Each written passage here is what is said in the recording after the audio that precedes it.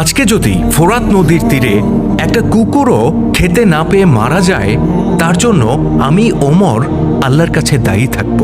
বিখ্যাত এই উক্তি ইসলামের দ্বিতীয় খলিফা হযরত ওমর রাদিয়াল্লাহু তাআলা আনহুর।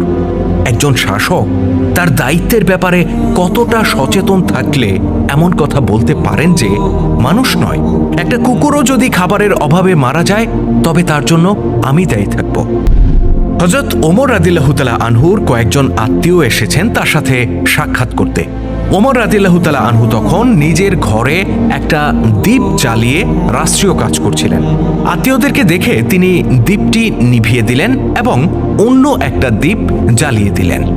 তো আগত মেহমানরা এটা দেখে তো বেশ অবাক। তাদেরকে অবাক হতে দেখে ওমর রাদিয়াল্লাহু তাআলা আনহু বললেন, এতক্ষণ যে দীপটি জ্বালিয়ে রেখেছিলাম সেটি ছিল বাইতুল মাল অর্থাৎ রাষ্ট্রের কোষাগার থেকে টাকা নিয়ে কেনা। এতক্ষণ ওটা জ্বালিয়ে আমি রাষ্ট্রের কাজই করছিলাম, কিন্তু এখন যেহেতু তোমরা এসেছো, তোমাদের সাথে হয়তো আমার ব্যক্তিগত অনেক আলাপ হবে, আর ব্যক্তিগত কাজে জনগণের আমানত থেকে আমি তো কিছু খরচ করতে পারি না, তাই ওটা নিভিয়ে নিজের টাকায় কেনা আরেকটা দ্বীপ আমি জ্বালিয়েছি। খলিফার এমন বক্তব্য শুনে আত্মীয়রা তো হতভম্ব। তারা মূলত এসেছিলেন আত্মীয়তার খাতিরে কিছু সুযোগ সুবিধা পাওয়া যায় কিনা সেই আশায়, কিন্তু তারা যখন দেখলেন খলিফা ওমর রাষ্ট্রের টাকায় কেনা সামান্য একটা দ্বীপ বা মোমবাতি ব্যবহারের ক্ষেত্রে এত সতর্ক, তারা বুঝলেন তার কাছ থেকে কোনো ধরনের অন্যায় আবদার করে লাভ হবে না, উল্টো অপদস্থ হওয়ার সম্ভাবনাই বেশি। অতএব তারা এই ধরনের কোনো আলোচনায় না গিয়ে কুশলাদি বিনিময় করে সম্মানের সাথে বিদায় নিলেন। সত্যিকার অর্থে ইসলামের আদর্শ ধারণকারী একজন রাষ্ট্রনায়ক হযরত ওমর রাদিয়াল্লাহু তাআলা আনহু যেখানে নিজের ব্যক্তিগত প্রয়োজনে একটা মোমবাতিও খরচ করতে রাজি ছিলেন না। একদিন বাইতুল মাল থেকে সবাইকে এক প্রস্থ করে কাপড় দেয়া হলো, কিন্তু তাতে কাপড়ের পরিমাণ একটু কম হওয়ায় জামা বানাতে গিয়ে দেখা গেল সবার জামাই কম বেশি ছোট হয়ে গেছে। এ নিয়ে মোটামুটি সবারই মন খারাপ। কয়েকদিন বাদে জুমার দিবস আসলো। তো জুমার দিনে খলিফা ওমর মিম্বরে দাঁড়ালেন খুতবা দিতে। গায়ে তার নতুন জামা, অন্যদের মতো ছোট মোটো নয়, একেবারে মাপ মতো। এটা দেখে একজন মুসল্লি দাঁড়িয়ে বললেন, আমিরুল মুমিনিন, বাইতুল মাল থেকে আপনি আমাদেরকে যে কাপড় দিয়েছেন তাতে আমাদের কারো জামাই ঠিকঠাক মতো হয়নি, কিন্তু আপনার জামা তো দেখছি একেবারে মাপ মতো। আপনি কি বাইতুল মাল থেকে বাড়তি জামা নিয়েছেন? আগে এই প্রশ্নের জবাব তো দিন, তারপর না হয় আপনার খুতবা শুনব। তো খলিফার পুত্র আব্দুল্লাহ ইবনে ওমর সেখানেই ছিলেন। তিনি বললেন, আমার ভাগে যে কাপড়টা ছিল ওটা আমি আব্বাকে দিয়েছি। আমাদের দুইজনের কাপড় মিলিয়ে তার জন্য এই জামাটি প্রস্তুত করা হয়েছে। মুসল্লি তখন বললেন, ও আচ্ছা, আমি আমার প্রশ্নের উত্তর পেয়েছি, এবার আপনি খুতবা দিতে পারেন। একবার খলিফা ওমর রাদিয়াল্লাহু তাআলা আনহুর ছোট্ট শিশু সন্তান নতুন জামার জন্য বায়না ধরল। পিতা তার মুসলিম দুনিয়ার শাসক, অথচ তাকে পরতে হয় ছেঁড়া তালিযুক্ত কাপড়। এ নিয়ে বন্ধুরা তাকে মাঝে মধ্যেই খোঁচা মেরে কথা বলে। এ নিয়ে তার দুঃখের শেষ নেই। তো পুত্রের দুঃখের কথা শুনে ওমর ভাবলেন, বাচ্চাটাকে একটা নতুন জামা দেওয়া আসলেই উচিত, কিন্তু হাতে তার কোনো অর্থকড়ি ছিল না। নিরুপায় হয়ে বাইতুল মালের কেশিয়ার বরাবর তিনি একটা আবেদন লিখলেন। তিনি লিখলেন, খলিফা হিসেবে আমাকে যে ভাতা দেয়া হয়, আগামী মাসের ভাতা থেকে কিছু টাকা অগ্রিম দিলে বড়ই উপকৃত হব। কোষাগারের দায়িত্বে তিনি খলিফার এই আবেদন হাতে পেয়ে বড় কষ্ট পেলেন। খলিফার এই দৈন্য দশা তাকেও আহত করত, কিন্তু নিজের দায়িত্বের জায়গা থেকে তিনি ফিরতি চিঠিতে খলিফাকে লিখলেন, অগ্রিম অর্থ আমি দিতে পারি যদি আপনি নিশ্চিত করতে পারেন যে আগামী মাসে আপনি বেঁচে থাকবেন, আর যদি বেঁচে থাকেনও তাহলে আগামী মাসে যে আপনিই খলিফার দায়িত্বে থাকবেন সেটাই বা কিভাবে নিশ্চিত হব। এই চিঠি হাতে পেয়ে খলিফা ওমর রাদিয়াল্লাহু তাআলা আনহু কান্না করে দিলেন। তবে এটা কষ্টের কান্না ছিল না, বরং এটা ছিল আনন্দের অশ্রু। তিনি বললেন, তার মতো ব্যক্তি যতদিন কোষাগারের দায়িত্বে থাকবে ততদিন জনগণের সম্পদ কেউ তসরুপ করতে পারবে না। দর্শক, খলিফা ওমর রাদিয়াল্লাহু তাআলা আনহু আর তার ওই কেশিয়ারের কথা স্মরণ করুন। আর আজকে যারা নামাজ পড়তে পড়তে কপালে দাগ ফেলে দেয়, এমনকি তাহাজ্জুদও কাজা করে না, অথচ পারে তো পুরো দেশটাকে গিলে ফেলে, তাদের কথাও বিবেচনা করুন। পার্থক্যটা নিজেই উপলব্ধি করতে পারবেন।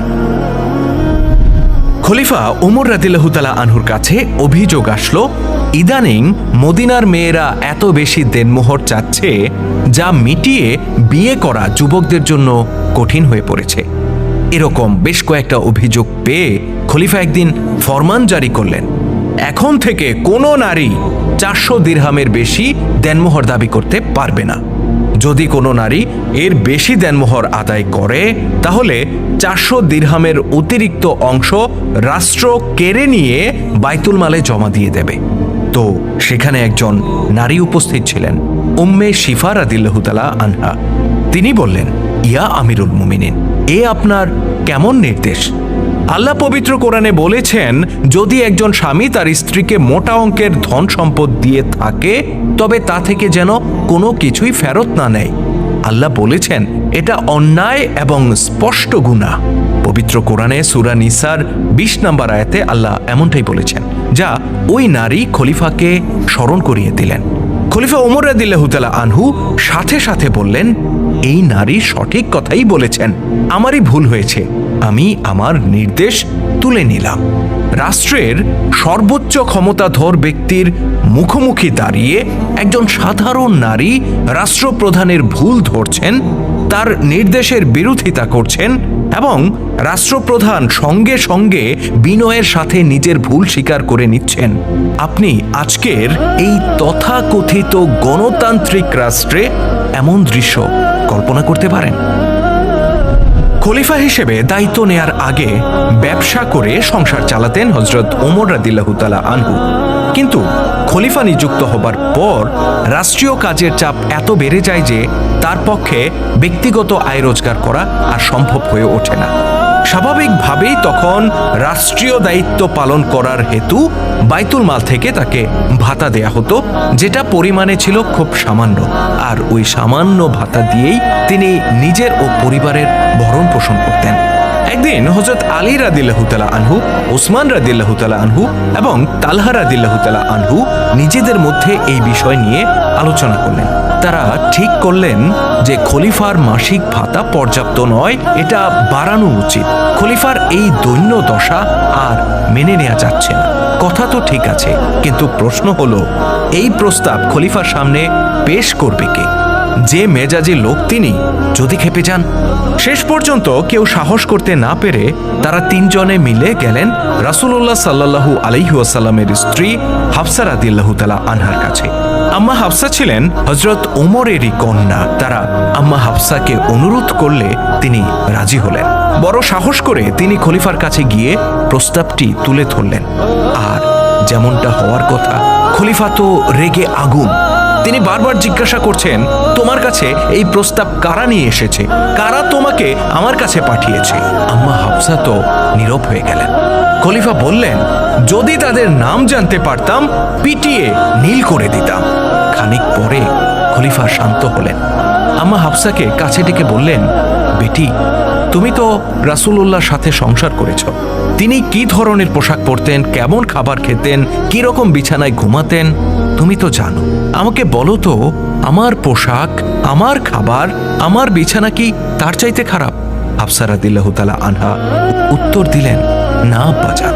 খলিফা বললেন, তাহলে যারা এই প্রস্তাব দিয়ে তোমাকে পাঠিয়েছে তাদেরকে বলিও, আমাদের নবী আমাদের সামনে জীবনের যে আদর্শ স্থাপন করে গেছেন, আমি ওমর তা থেকে এক চুল পরিমাণও সরব না। জেরুজালেম থেকে খবর এসেছে, সেখানে মুসলিমরা খ্রিস্টানদেরকে কয়েক মাস ধরে অবরুদ্ধ করে রেখেছে, কিন্তু তারপরও খ্রিস্টানরা আত্মসমর্পণ করছে না। তারা জানিয়েছে একমাত্র খলিফা ওমর নিজে সেখানে গেলে তারা আত্মসমর্পণ করবে। অগত্যা খলিফা রওনা হলেন জেরুজালেমের পথে। সাথে নিলেন নিজের এক ভৃত্যকে আর একটা ওট। খলিফা ওটের পিঠে চললে ভৃত্য রশি ধরে আগে আগে এগিয়ে চলল। অনেক দূর যে খলিফা খেয়াল করলেন ভৃত্য বড় ক্লান্ত হয়ে পড়েছে, তার পা ফেটে রক্ত বেরিয়ে আসার অবস্থা। তিনি সাথে সাথে ওট থেকে নেমে এসে বললেন, এবার তুমি ওটের পিঠে চড়ো, আমি হাঁটি। ভৃত্য তো কি করবে বুঝতে পারছে না। সে বলল, আমিরুল মুমিনিন, এটা কি করে হয়? আপনি মনিব, আমি আপনার দাস। খলিফা বললেন, মানুষের মনিব তো কেবল আল্লাহ, আল্লাহর চোখে তুমি আমি সকলেই সমান। বাধ্য হয়ে ভৃত্য ওটের পিঠে চড়ে বসল, আর অর্ধ পৃথিবীর বাদশা যিনি, তিনি হেঁটে চললেন ওটের রশি ধরে। নিজের ভৃত্যকে নিয়ে খলিফা ওমর ছদ্মবেশে বের হলেন নাগরিকদের সুখ দুঃখ নিজের চোখে দেখবেন বলে। এমনটা তিনি মাঝে মধ্যেই করতেন। তো ওই দিন ঘুরতে ঘুরতে অনেক দূরে গ্রামের মধ্যে ঢুকে পড়লেন তারা। হঠাৎ একটা বাড়ি থেকে বাচ্চাদের কান্নার আওয়াজ শোনা গেল। কাছে গিয়ে তারা দেখলেন কয়েকটা বাচ্চা বারান্দায় শুয়ে শুয়ে কান্না করছে। পাশেই একজন মধ্যবয়স্ক নারী চুলার উপর কিছু একটা চড়িয়ে জাল দিচ্ছেন আর আঁচলে চোখের পানি মুছছেন। জিজ্ঞাসা করলে ওই নারী জানান, ঘরে তাদের কোনো খাবার নেই। বাচ্চাগুলোকে মিথ্যা সান্ত্বনা দিতে খালি পাতিলে শুধু পানি চড়িয়ে জাল দিচ্ছেন তিনি। এই দৃশ্যটা দেখে না খলিফা ওমর রাদিয়াল্লাহু তাআলা আনহু নিজেকে আর ধরে রাখতে পারলেন না। তিনি দৌড়ে বাইতুল মালের গুদাম ঘরে ছুটে গেলেন। সেখান থেকে একটা গমের বস্তা নিজের কাঁধে তুলে রওনা হলেন ওই গ্রামের উদ্দেশ্যে। ওমরের বয়স তখন 60 বছরের বেশি। বস্তার ভারে ঠিকমতো হাঁটতেও পারছিলেন না। ভৃত্য বললেন, আমিরুল মুমিনিন, বস্তাটা আমার কাঁধে দিন, আপনার তো খুব কষ্ট হচ্ছে। খলিফা বললেন, কিয়ামতের দিন আমার বোঝা তুমি বহন করবে কি? ভৃত্য এই প্রশ্নের কোনো উত্তর দিতে পারল না। অগত্যা খলিফার পিছে পিছে বিভ্রান্তের মতো হাঁটতে লাগলো সে। আর ভারী বোঝা কাঁধে বৃদ্ধ খলিফা হেঁটে চললেন ওই গ্রামের পথে। মন্তব্য, নিষ্প্রয়োজন। বাইতুল মালের কিছু সম্পদ জনগণের মধ্যে বন্টন করছিলেন খলিফা ওমর রাদিয়াল্লাহু তাআলা আনহু। স্বাভাবিকভাবেই সেখানে লোকজনের ভিড় জমে যায়। লাইনে দাঁড়িয়ে সবাই খলিফার কাছ থেকে নিজের অংশ বুঝে নিচ্ছিলেন। এই অবস্থায় সেখানে উপস্থিত হলেন হযরত সাদ বিন আবু ওয়াক্কাস রাদিয়াল্লাহু তাআলা আনহু। তিনি প্রভাবশালী অভিজাত পরিবারের সন্তান। খলিফার সবচেয়ে ঘনিষ্ঠ পরামর্শদাতা যারা, আজকের যুগে যাদেরকে মন্ত্রী বলা হয়, তাদেরই একজন ছিলেন সাদ রাদিয়াল্লাহু তাআলা আনহু। তো লোকজনের ভিড় দেখে তিনি অন্য সাধারণ নাগরিকদের মতো ধৈর্য ধারণ না করে বরং ভিড় ঠেলে সামনে এগিয়ে গেলেন। খলিফা ওমর রাদিয়াল্লাহু তাআলা আনহু বিষয়টি লক্ষ্য করলেন। লোকদেরকে ঠেলে ঠুলে সাদ যখন কাছাকাছি আসলেন, ওমর রাদিয়াল্লাহু তাআলা আনহু তখন নিজের হাতে থাকা দোররা দিয়ে সাদের পিঠে 2 ঘা বসিয়ে দিলেন। বললেন, ওহে সাদ, সবার উপরে যে আল্লাহর আইন, তা তোমার মনে নেই? আল্লাহর আইনের সামনে তোমার যে কানাকড়িও মূল্য নেই, এটা তোমাকে বুঝিয়ে দেয়া প্রয়োজন ছিল, তাই তোমার পিঠে 2 ঘা বসিয়েছি। সাদ রাদিয়াল্লাহু তাআলা আনহু বুঝলেন তিনি যেটা করেছেন সেটা অন্যায় হয়েছে। তিনি অনুতপ্ত হলেন এবং সোজা গিয়ে লাইনে দাঁড়িয়ে পড়লেন। ন্যায় অন্যায়ের প্রশ্নে, নিয়ম নীতির প্রশ্নে খলিফা ওমরের এই কঠোরতা এবং সাদ রাদিয়াল্লাহু তাআলা আনহুর অনুতাপের এই বিষয়টি বিবেচনা করুন। মিশরের এক নাগরিক মদিনায় এসে খলিফা ওমরের দরবারে অভিযোগ করলেন মিশরের গভর্নরের পুত্র তার উপর অন্যায় করেছে। তো খলিফা মিশরের গভর্নর আমর ইবনুল আস ও তার পুত্রকে মদিনায় তলব করলেন। অতঃপর সকলের উপস্থিতিতে আমর ইবনুল আস রাদিয়াল্লাহু তাআলা আনহুর পুত্রকে জেরা করা হলো। তার বিরুদ্ধে আনীত অভিযোগ সত্য প্রমাণিত হলো। খলিফা তখন নিজের হাতে থাকা লাঠিটি অভিযোগকারী মিশরীয় নাগরিকের হাতে দিয়ে বললেন, আমরের পুত্রকে পেটাও। মিশরীয় লোকটি নিজের জেদ মেটার আগ পর্যন্ত জনসম্মুখে গভর্নরের পুত্রকে আচ্ছা মতো ধোলাই দিলেন। অতঃপর লোকটি খলিফার হাতে লাঠি ফেরত দিতে গেলে খলিফা বললেন, না, বিচার তো শেষ হয়নি, আমরকেও পেটাও। তার ক্ষমতার দাপটের কারণেই না তার পুত্র তোমার সাথে এই অন্যায় করার সাহস পেয়েছে। এ কথা শুনে উপস্থিত জনতা বিস্ময়ে স্তব্ধ হয়ে গেল আর মিশরীয় লোকটি কান্না করে দিল। সে জোর করে লাঠিটি খলিফার হাতে ফেরত দিয়ে বলল, ইয়া আমিরুল মুমিনিন, আমি আমার ন্যায় বিচার পেয়ে গিয়েছি। আমাদের গভর্নরের প্রতি আমার কোনো অভিযোগ নেই। সত্যি দর্শক, আমি কোনো মন্তব্য করলাম না। আপনার কোনো মন্তব্য থাকলে কমেন্ট বক্স খালি আছে, করতে পারেন। মিশরের গভর্নরের পুত্রকে তো খলিফা শাস্তি দিয়েছিলেন, কিন্তু নিজের পুত্র হলে কি করতেন? আসুন দেখি নিজের পুত্রের বেলায় ওমরের আচরণ কি ছিল। তার এক পুত্রের নাম ছিল আব্দুর রহমান আবু শাহমা। তিনি মিশরের সেনাবাহিনীতে যুদ্ধরত ছিলেন। যে মিশরের গভর্নর ছিলেন সেই আমর ইবনুল আস রাদিয়াল্লাহু তাআলা আনহু। একদিন আবু শাহমা খেজুর ভিজিয়ে তৈরি করা এক প্রকার শরবত পান করলেন, আর তাতে তার মধ্যে একটা মাতলামি সৃষ্টি হলো। পরে তিনি যখন স্বাভাবিক হয়ে উঠলেন, তখন নিজেই গভর্নর আমর ইবনুল আসের কাছে গিয়ে বললেন, আমি মাদক পান করেছি, সেটা বুঝে হোক না বুঝে হোক, আমাকে শাস্তি দিন।